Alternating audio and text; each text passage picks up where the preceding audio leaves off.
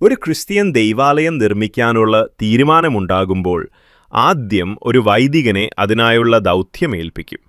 പക്ഷേ പള്ളിയുടെ നിർമ്മാണത്തിനായി കൽപ്പണി പഠിച്ച ഒരു വൈദികനെക്കുറിച്ച് നിങ്ങൾ കേട്ടിട്ടുണ്ടോ?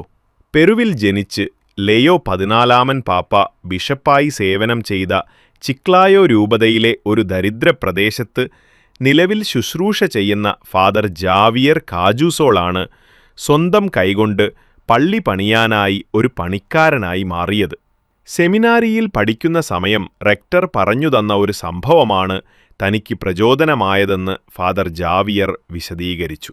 സ്പാനിഷുകാർ അമേരിക്കയിലേക്ക് വന്നപ്പോൾ അവർ വാസ്തുശില്പികളും എഞ്ചിനീയർമാരുമായ പുരോഹിതന്മാരെ കൊണ്ടുവന്നുവെന്നും അവര് പള്ളികൾ നിർമ്മിച്ചവരാണ് എന്നായിരുന്നു റെക്ടർ അന്ന പറഞ്ഞതെന്ന് വൈദികൻ ഓർത്തെടുത്തു. ബിഷപ്പിന്റെ അംഗീകാരത്തോടെ പ്രവർത്തനം ആരംഭിച്ചു. ധനസഹായം ലഭിച്ചു. അങ്ങനെ യാതൊരു മടിയുമില്ലാതെ ആ ദൈവാലയം സാധ്യമാകാൻ ഈ വൈദികൻ ഒരു കെട്ടിടപ്പണിക്കാരനായി മാറി.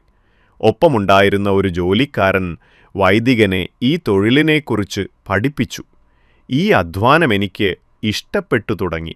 എൻ്റെ സഹോദരൻ ഒരു വാസ്തുശില്പിയായതിനാൽ ഞാൻ അദ്ദേഹത്തോട് ചോദിച്ച് എൻ്റെ ഈ മേഖലയിലുണ്ടായിരുന്ന സംശയങ്ങളെല്ലാം ദൂരീകരിച്ചു.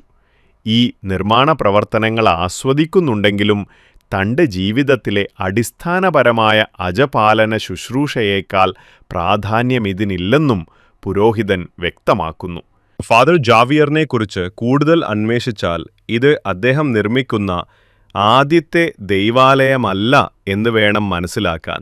പെറുവിലെ ടാർമായിൽ ഒരു സ്പോർട്സ് ഫീൽഡും ട്രൂജില്ലോയിൽ ഒരു ഇടവക ഭവനവുമെല്ലാം ഈ വൈദികൻ കെട്ടിയ കെട്ടിടപ്പണിക്കാരൻ്റെ വേഷം വഴി പൂർത്തീകരിക്കപ്പെട്ടതാണ്.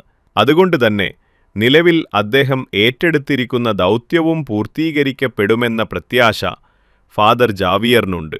മുമ്പോട്ടുള്ള യാത്രയിൽ വലിയ സാമ്പത്തികമായ ആവശ്യങ്ങൾ വൈദികന്റെ മുമ്പിലുണ്ട്. അതിനെല്ലാം ദൈവം വഴിയൊരുക്കുമെന്ന വിശ്വാസത്തിൽ തൻ്റെ ദൗത്യം തുടരുകയാണ് 58-കാരനായ ഈ വൈദികൻ.